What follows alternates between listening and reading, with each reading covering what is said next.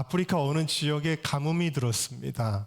그래서 사람들이 물을 마시지 못하고 또 병들고 이렇게 죽어가고 있었는데요.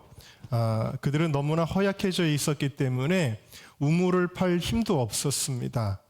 그래서 이들의 소식을 아는 선교사들이 고가의 장비를 들여와서 그들을 위해 우물을 파기 시작했습니다. 오랜 시간이 걸렸지만 포기하지 않고 계속해서 우물을 찾아서 팠더니 마침내 아주 맑은 물이 솟아나오는 그런 은혜를 경험하게 되었어요. 이렇게 우물을 파는 데 성공한 선교사들은 이제는 가장 그 우물로부터 가까운 A마을까지 수로를 파게 되어집니다. 그래서 이 A마을까지도 이 우물물을 보내는데 성공하게 되었습니다. 이제 계속해서 B마을로, C마을로, 또 D마을로 계속해서 수로를 파서 우물물을 보내기만 하면 사람들이 살 수 있게 된 것인데요. 그런데 이때 선교사들의 비자가 만료되게 되었어요. 그래서 선교사들이 할 수 없이 더 이상 수로 작업을 할 수가 없게 되었고 그들은 본국으로 돌아가게 되었습니다. 그러나 이것은 큰 문제가 되지는 않았습니다. 왜냐하면 이제 우물물을 마셔서 힘을 얻게 된 A마을 사람들이 이제 B마을로 또 수로를 파주면 되는 거예요. 그러면 그 물은 흘러서 B마을을 살리고 C마을을 살리고 할 수 있었던 것이죠. 그래서 이 선교사들은 그 아프리카를 떠나기 전에 A마을 사람들에게 당부했습니다. 이 물이 있어야 다른 마을 사람들도 살 수 있으니까 꼭 다른 마을까지 수로를 잘 연결해 주세요. 라고 그렇게 이야기를 한 것이죠. 그들은 이렇게 이 당부를 하고 안심하고 본국으로 돌아가게 되었는데요. 몇 달 후에 이 선교사들은 신문을 보다가 한 기사를 보고 통탄해하지 않을 수 없었습니다. 왜냐하면 이 아프리카의 지역에서 가뭄이 들었던 이 지역에서 A마을 주민들을 제외하고는 모두 마실 물이 없어 죽었다는 것이었습니다. 이게 도대체 어떻게 된 일일까요? 물을 얻어서 가축을 먹이고 농작물을 키울 수 있었던 A마을 사람들은 더 이상 번거로운 수고를 하고 싶지 않았던 것입니다. 그래서 B마을, C마을, D마을로 수로를 만들고 물을 보내줘야 했지만 그들은 자신들이 살게 된 것에 만족하고 더 이상 아무 일도 하지 않았던 것입니다. 여러분은 이 이야기를 들을 때 어떤 기분이 드시나요? 우리는 그들이 더 이상 이 물을 흘려보내지 않았다는 데 대해서 분노하게 될 거예요. 선교사들이 이 우물을 팔 때는 단순히 A마을 사람들만 살리려고 판 것은 아닐 텐데 말이죠. 이 물은 계속해서 흘러갔어야 하는 물인데 이 물이 더 이상 흘러가지 못하고 A마을에서 멈췄다라는 것 자체가 불행한 일입니다. 물론 이 우물 이야기는 제가 지어낸 이야기입니다. 그러나 여러분, 이것이 정말 실제였다면 선교사들이 그 아프리카를 떠나기 전에 A마을 사람들에게 어떤 마음과 태도로 이야기했을까요? 굉장히 강하게 엄중하게 이야기했을 것입니다. 꼭 수로를 파세요. 그래서 B마을도 살려야 됩니다. 그리고 C마을도 D마을도 계속해서 살아나게 될 것이니 꼭 수로를 파십시오. 라고 엄중하게 이야기했을 것입니다. 오늘 사도 바울이 데살로니가 교회 지도자들에게 하는 이 마지막 결언도 마찬가지였습니다. 자, 27절을 우리 같이 읽어볼까요? 시작. 내가 주를 힘입어 너희를 명하노니 모든 형제에게 이 편지를 읽어드리라. 자, 내가 누구에게 명한다라는 표현이 나오는데 이것은 에노르키조라는 단어로 사용되었습니다. 자, 이 에노르키조라는 말의 뜻은 강제로 맹세하게 한다라는 거예요. 그냥 맹세도 아니고 강제로 맹세하게 할 정도로 아주 엄하게 명령하는 것을 가리키고요. 명령하는 것으로 끝나는 것이 아니라 반드시 이걸 행해야 돼라는 약속을 받아내는 것을 의미하는 단어가 에너로키조라고 하는 단어입니다. 그러니까 사도 바울이 굉장히 강하게 무엇을 명령하고 있냐면 이 편지, 말씀이지요. 이 말씀을 꼭 크게 읽어서 모든 형제들이 듣게 해라 라고 명령한 것이고요. 또 주를 힘입어라 그랬는데 이 주를 힘입어라는 말에 이 원어의 의미를 다 살리면 무슨 뜻이냐면 명하는 사람과 명령을 받는 사람 사이에 주님이 증인이시다라는 거예요. 여러분 이런 표현을 언제 하죠? 남자와 여자가 결혼할 때 하나님 앞에서 약속합니다 이러는 거 아니에요? 굉장히 엄중한 거예요. 그래서 영어 성경 NIV에서는 주님 앞에서 라고 이렇게 번역을 한 것입니다. 굉장히 엄중하게 사도 바울이 결혼하는 내용이 편지를 크게 읽어라, 크게 읽어서 모든 사람들이 다 듣게 하라. 이게 무슨 말이죠? 이 편지를 지금 1차적으로 받는 데살로니가 교회의 몇몇 지도자들만을 위한 것이라는 이야기입니까? 아니죠. 이 편지는 너희들만 보고 읽고 끝나는 책이 아니다라는 거예요. 이 책의 내용은 모든 사람들이 다 들어야 돼.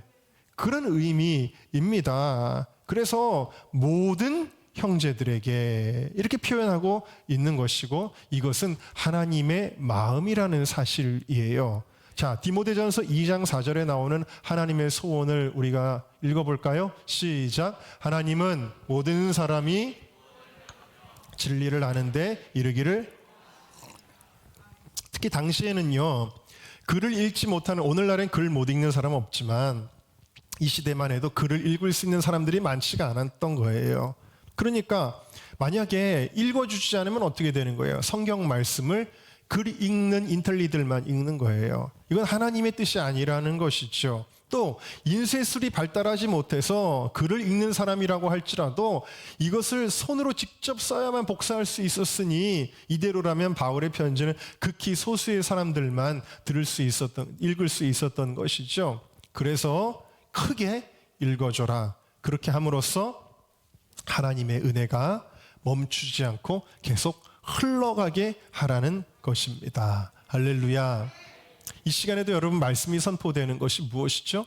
바울이 데살로니가 성도들에게 흘려보냈던 그 은혜가 데살로니가 성도들에게만 들려진 것이 아니라 다른 소아시아에 있는 교회들에게도 들려지게 되었고, 그리고 그 은혜가 계속해서 흘러서 이제 유럽으로 흘러가게 되었고, 미국을 변화시키게 되었고, 아시아로 넘어오게 되었고, 오늘 이 시간에도 그 사도 바울이 처음 흘려보냈던 그 은혜의 물이 지금도 흘러가고 있는 거예요. 이것이 얼마나 놀라운 은혜입니까? 여러분, 오늘날에 미국에서 캔슬 컬처라는 말이 많이 쓰이고 있습니다. 이 캔슬 컬처, 우리말로 직역하면은 취소 문화라는 건데, 취소 문화가 뭐지? 약속했다가 취소하는 건가? 코로나 때문에 이번 행사는 못하겠습니다, 취소하는 그런 걸 가리키는 것일까?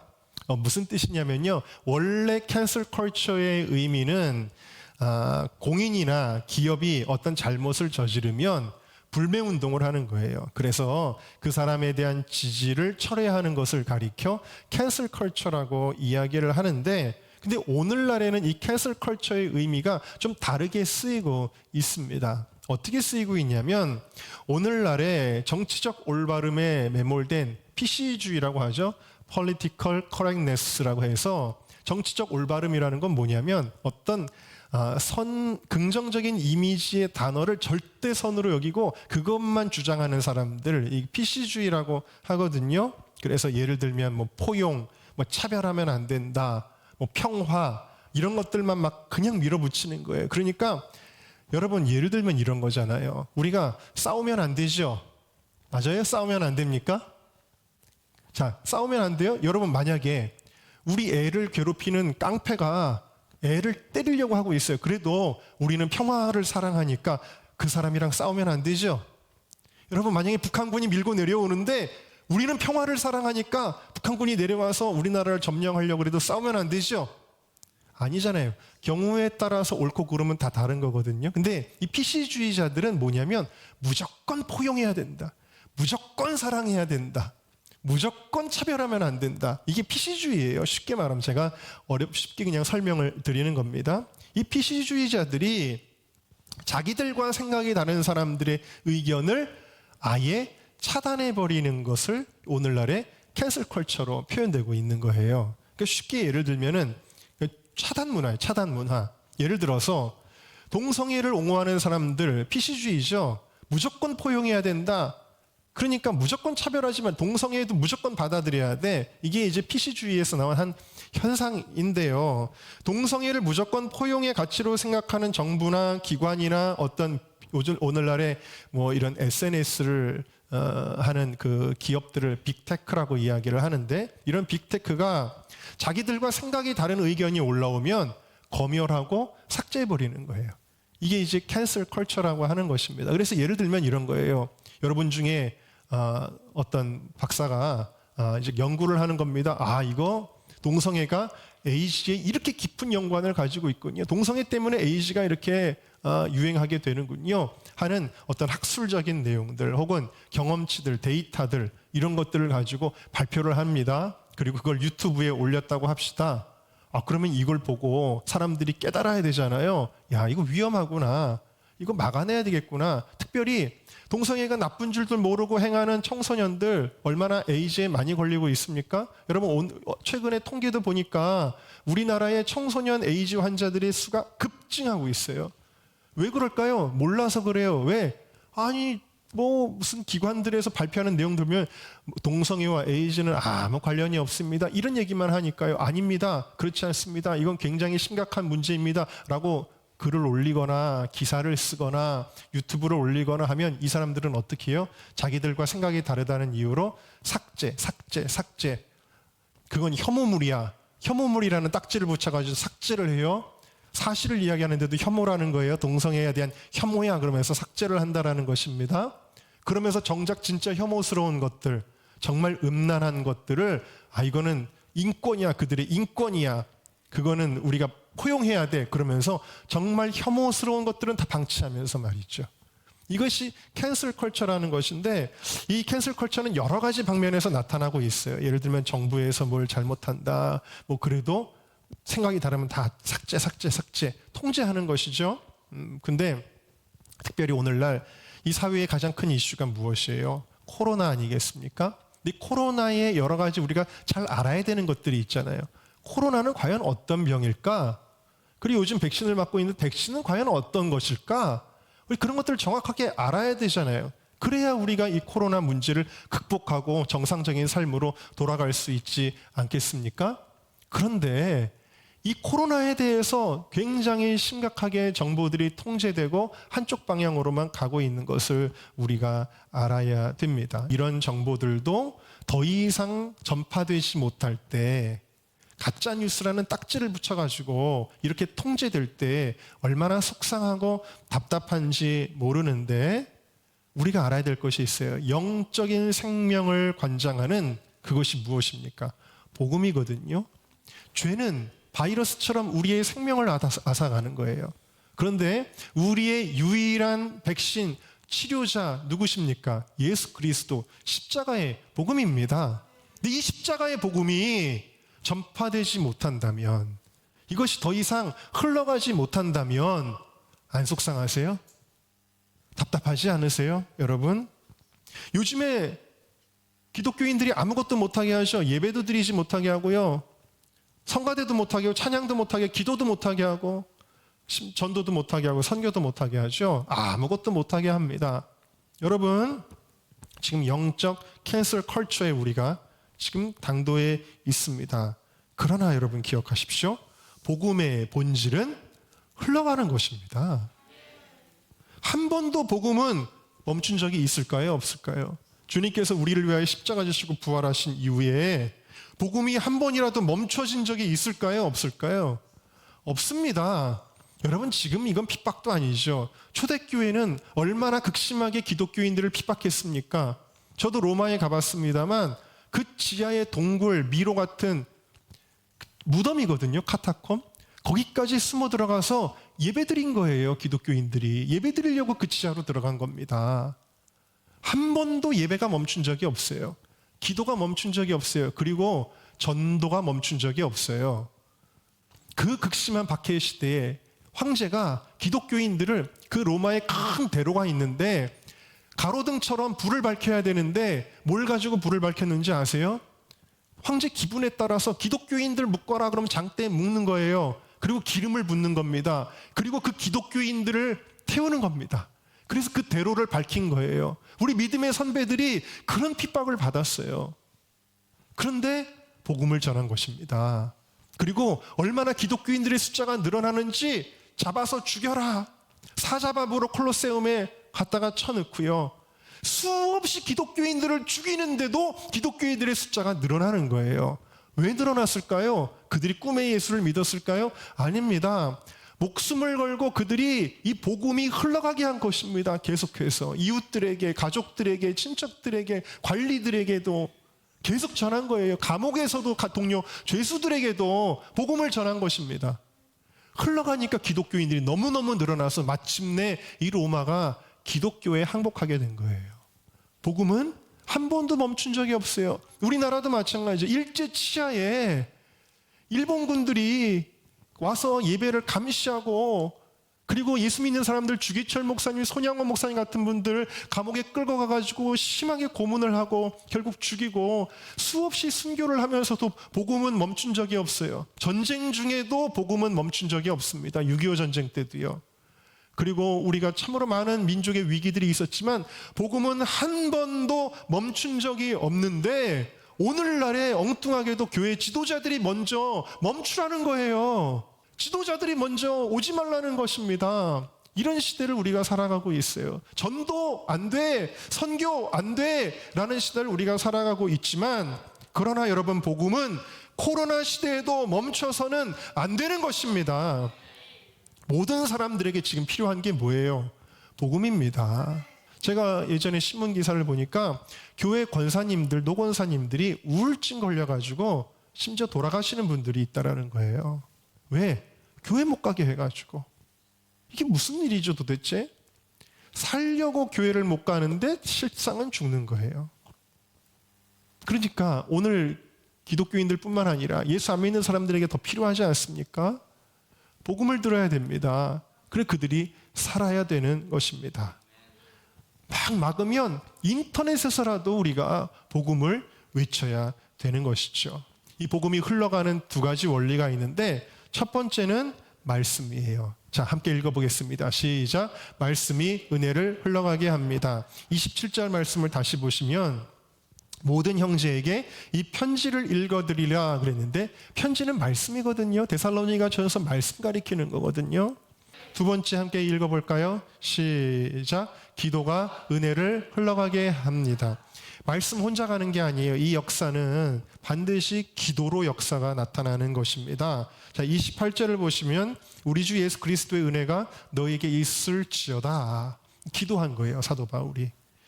말씀만 보내는 게 아니라 그 데살로니가 성도들을 위하여 중보하며 기도할 때에 The grace of our Lord Jesus Christ, 예수님의 은혜가 그들과 함께 be with you, 그들과 함께하게 되는 것입니다. 은혜가 흘러가게 되는 것입니다. 여러분, 우리 은정교회가 기도의 집 사역을 하려고 이 더 워십 하우스를 세웠는데 이 워십 하우스를 세운 목적이 무엇이냐? 은혜의 강물이 흘러가게 하기 위함이라는 것입니다. 에스겔이 환상을 보았는데요. 성전에 이르게 되었을 때 물이 솟아나오는 거예요. 처음에는 그 물이 발목까지 왔어요. 그런데 그 물이 점점 차오르더니 허리까지 잠겼어요. 그러더니 그 물이 점점 차오르더니 내 머리 위로 넘쳐서는 나중에 헤엄쳐야 되는 물이 되었다. 사람이 능히 건너지 못할 강이 되었다라는 것입니다. 그런데 놀라운 것은 이 강물이 어떻게 되는지 예수님께서 말씀해 주고 계시는데요. 자, 우리 8절 말씀, 8절을 같이 읽어볼까요? 시작. 그가 내게 이르시되 이 물이 동방으로 향하여 흘러 아라바로 내려가서 바다에 이르리니 이 흘러내리는 물로 그 바다의 물이 소성이라는 것은 살아난다라는 뜻이에요. 9절을 읽겠습니다. 시작. 9절 시작. 이 강물이 이르는 곳마다 번성하는 모든 생물이 살고 또 고기가 심히 많으리니 이 물이 흘러 들어가므로 바닷물이 소성함을 얻겠고 이 강이 이르는 각처에 모든 것이 살 것이며. 여러분, 이 강물이 흘러가면 사막에도 꽃이 핍니다.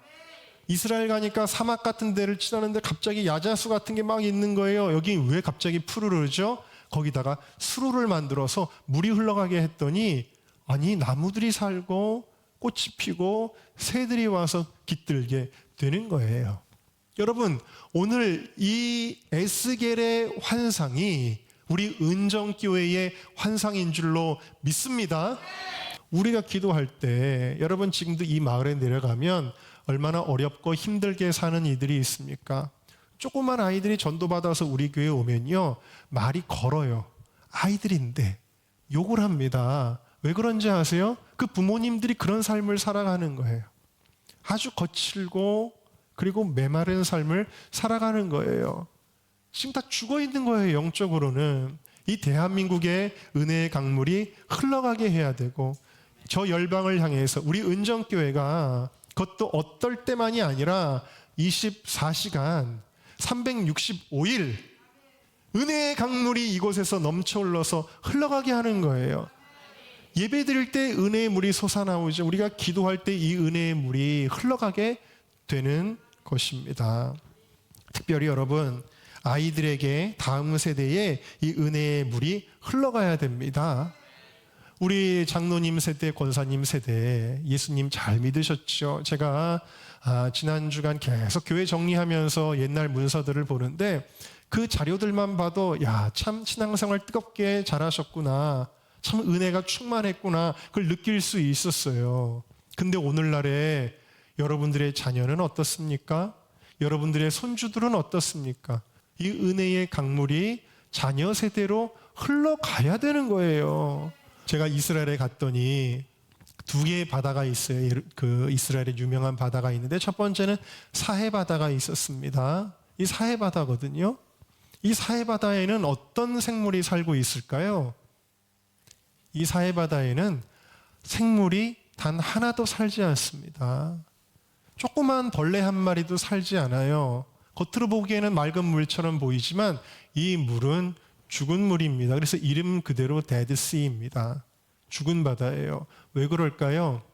이 물은 흘려나가지 않기 때문입니다. 받아들이기는 하는데 흘러가지 않는 이 물, 물론 제가 지금 드리는 이 얘기는 예전에 목사님들에게 많이 들으셨겠지만 그러나 우리 다시 한번 생각해 보자라는 거예요. 나는 어떤 존재인가? 여러분 은혜 받으셨습니까? 은혜 안 받으신 분 없잖아요. 은혜 받으셨지요? 근데 은혜가 흘러가고 있습니까? 은혜가 흘러가고 있나요? 여러분들의 은혜는 누구에게 흘러가고 있나요? 다음 사진을 보여주시면 이스라엘에 갔을 때 제가 가장 기억에 남는 것은 바로 이 갈릴리 바다입니다. 이 갈릴리 바다는 예수님이 배 위에서 말씀을 선포하셨던 곳이거든요. 그게 막 떠올려지면서 얼마나 기쁨이 되고 감격이 되는지 몰라요. 이 갈릴리 바다에는 이와 같이 나무들도 있고요. 이 갈릴리 바다 안에는 수많은 물고기들이 살고 있습니다. 왜 그런 줄 아십니까? 이 갈릴리 바다는 은혜를 흘려보내기 때문입니다. 여러분, 내가 누군가에게 은혜를 흘려보낸다는 것은 손해보는 인생이 아니라 축복받는 인생이에요. 그래야 내 영혼이 사는 거예요. 그래야 우리의 가정이 살게 되는 것입니다. 오늘 특별히 8.15 기념 주일로 우리가 지키고 있어요. 나라와 민족을 생각하고 기도하는 날인데요. 마지막으로 한 사진을 보여드리겠습니다. 밤에 위성에서 찍은 한반도의 사진인데 목사님, 저 사진 좀 잘못된 것 같은데요. 북한이 잘려 있어요. 아닙니다. 북한이 있는 겁니다. 그런데 북한이 너무 못 살아서 전기를 사용할 수가 없으니까 불이 없는 거예요. 이건 뭘 가리키는 겁니까? 북한은 지금도 너무 어렵고 불행과 저주 가운데 있다라는 것이죠. 지금도 수많은 사람들이 굶어 죽어가고 있어요. 역전에 쓰레기장에 아이들이, 꽃제비들이 쓰레기를 뒤지고 있습니다. 여러분, 이게 도대체 어떻게 된 일이죠? 대한민국은 은혜를 받았어요. 그래서 너무 잘 살게 됐어요. 우린 너무 풍요롭거든요. 근데 이 은혜가 막혔어요. 흘러가지를 않고 있어요. 우리의 책무는 무엇입니까? 주님이 대한민국만 구원받으라고, 축복받으라고 이 은혜를 우리에게 부어주셨습니까? 아닙니다.